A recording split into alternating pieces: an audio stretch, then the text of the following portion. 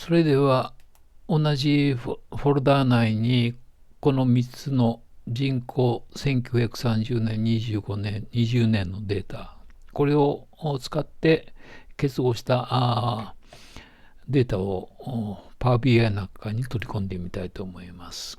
まず新規でレポートを作成します。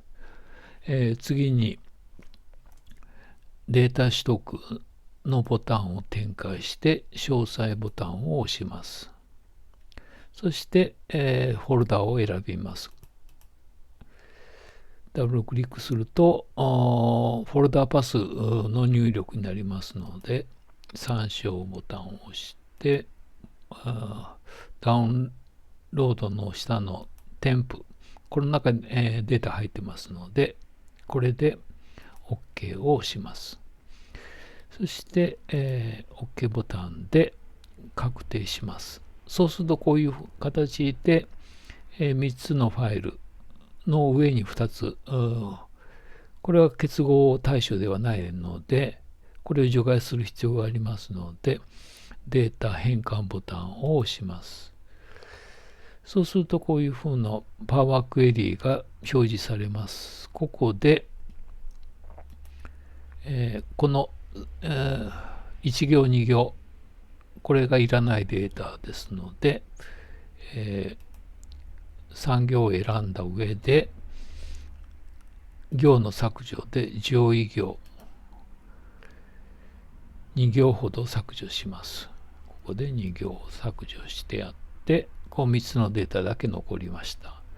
ここで結合ボタンですね。ファイルの結合ボタンを押します。そうすると、ここでファイルの結合のナビゲーターが表示されます。ここで対象のシートを選びます。シート1がここに表示されました。で、ここで OK を押します。そして次に変更の適用、このボタンを押してください。そうすると今、読み込みが始まりました。そしてデータウィンドウの、